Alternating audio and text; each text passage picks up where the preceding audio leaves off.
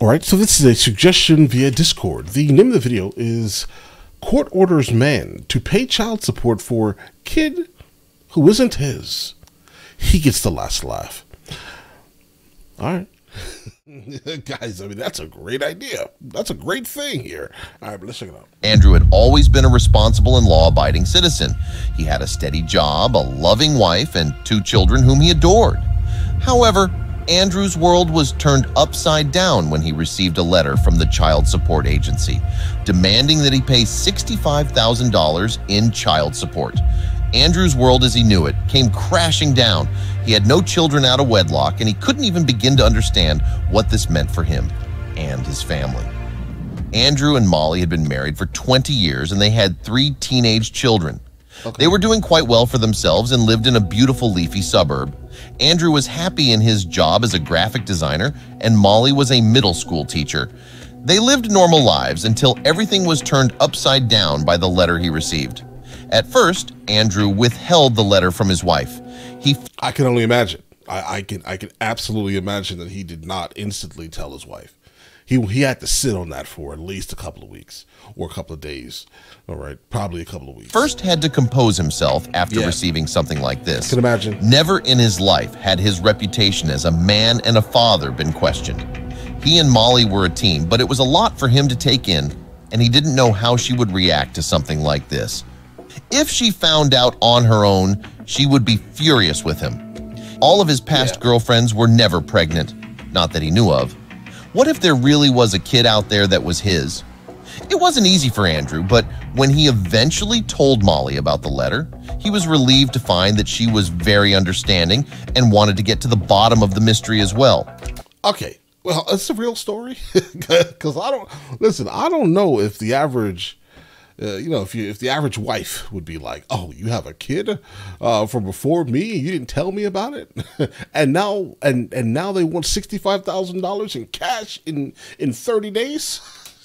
He immediately contacted the Child Support Agency to get to the bottom of this.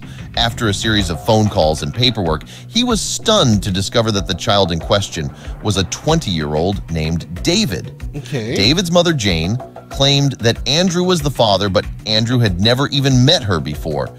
He hired a lawyer and began the legal battle to clear his name. It was not an easy fight.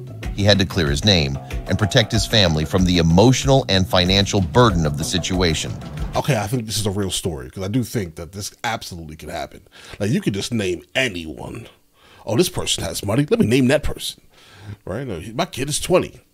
They were met it doesn't matter anymore. With constant resistance from Jane and the Child Support Agency, who seemed to be determined to prove that Andrew was the father. Right. Molly was constantly worried about the financial burden of the case and the toll it was taking on her husband. The couple's children were also affected by the tension in the household.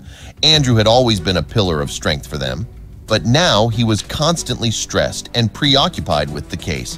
The legal battle had already taken a toll on Andrew's finances. Can imagine. He had spent a significant amount of money on legal fees and was struggling to keep up with his household expenses.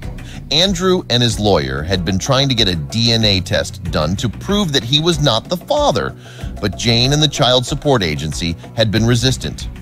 Yeah. The problem with that is I'm not even sure that would even matter. Right? Like, there are plenty of people who unfortunately were with someone, and the person that, the woman, she ended up cheating on this person, and then somehow that person went to the hospital and signed the birth certificate, and now guess what? Guess what, sir? That is not your kid, but you are now financially responsible. That is, listen, the parents, specifically, parents should definitely want to be in their kids' life. Absolutely. That should be mandatory. But that system needs to get fixed, okay? All right? You should not just be able to say, hey, that's the father. Okay? You should not be able to just do that. You need to prove that. That's why, DNA tests should be absolutely performed at birth. Period. All the time. Being that 33% of guys raising kids are not theirs.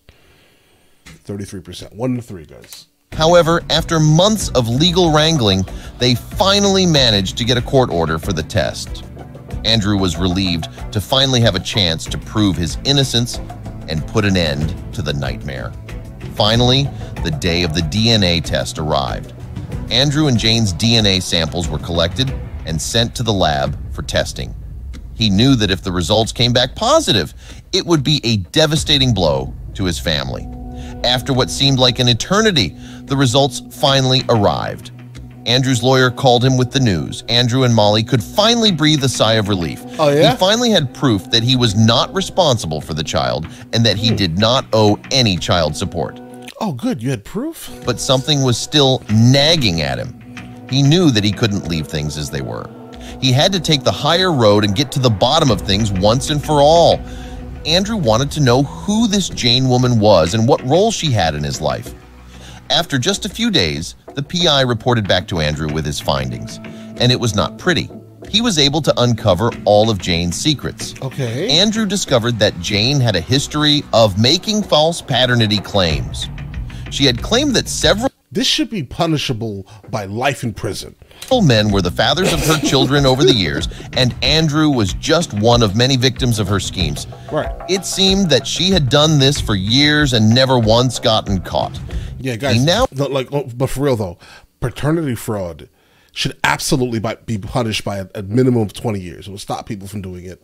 And again, it can all be fixed exclusively by forcing DNA tests at birth. Had the evidence in his hands, what would he do with it? Andrew was shocked and angry at the revelation. He couldn't believe that he had been dragged through years of legal battles and emotional turmoil for a child that wasn't even his. The thing that Andrew was blissfully unaware of was that she knew him well, or at least she used to. The wicked woman had other motives for what she was doing to him. The woman actually knew Andrew very well. He may not have noticed at the time. She was an ex-girlfriend of his called Jessica. Okay. That never really accepted that they had broken up. She was obsessed with him and wouldn't let him move on when she couldn't. She swore her revenge upon him. Andrew had even forgotten about her altogether. He was astounded that someone would hold a grudge against him for so long. Andrew had good reasons for forgetting all about her. He never admitted this to anyone, not even his current family. The relationship he had once had with Jessica was terrible. It was borderline abusive, and the best thing he had ever done was get out of it. He remembered the therapy he went through after they broke up. At the time, Wait. You didn't remember her, but then you went to therapy? Bro, no. Something's fishy here, bro. All right. Andrew was fairly young and not the man he was today. He was scared of Jessica, and instead of filing a restraining order against her, he decided to just run away from his past. He thought he was done with her now, but it seemed that she wasn't done with him. She had returned from the past and came to haunt him. Andrew wasn't going to let the situation slide. He knew that Jane Jessica had put him and his family through hell, and he wanted her to pay for her actions. He filed a lawsuit against her for defamation and emotional distress. He was determined to seek justice and make her pay for the damage that she had caused. The court ruled in Andrew's favor, and Jane was ordered to pay a significant amount of money in damages. Andrew finally felt like justice had been served. It should have been a momentous day for Andrew and his family. But the strangest thing came over him. He felt uneasy, like he still had a target on his back. Andrew knew that the trauma of the experience would stay with him and his family for a long time to come. It would. He had to find a way to move on. After the legal battles were over, Andrew and his family started to rebuild their lives. It wasn't easy, but they were determined to move on from the trauma of the experience. Andrew learned from the experience and would be more cautious in the future, but he was just glad that it was all behind him. Yeah, but bro, how are you going to be more cautious? What exactly did you do? I'm not sure, right? Here's the thing here. You should, as a father, want to be in your kid's life, okay? Like, you shouldn't have to be forced to be in your kid's life. And child support absolutely should be used for the benefit of the child, all right? It should absolutely be used for the benefit of the child. It should not be used as punishment for a failed relationship, okay? And you know, overly used in a negative fashion, let's say. there needs to be limits for that also. All right, because I'm not sure a child needs $10,000 a month or $5,000 a month. You understand what I'm saying here? A child. I'm not sure a child needs that amount of money to be comfortable, specifically when the other parent should be making half of that, right? Splitting it. You know what I mean here? And if the other parent can't also pay $5,000, why should the other one? Or $1,000? Can you pay an additional $1,000 a month? So then why are you making him? Because remember, 50-50, right? But things never turn out that way, guys, right? So this is a system in the United States of America. I remember speaking to my wife about this for the first time, talking about the child support in the United States of America. She's from Spain. And her mind was blown listening to all these crazy things, because and absolutely paternity fraud should be punished adequately.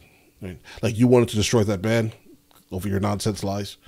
All right, well, let's destroy your life. That's basically how that should go forever until the end of time. All right, but all right, listen, you guys all have an absolutely amazing day. Enjoy your day thoroughly. Guys, before we go, are you guys subscribed to the other channels? Logical Movie Reviews with Mr. L. Boyd, along with Mr. L. Boyd Music. Both are found in the description. Check it out.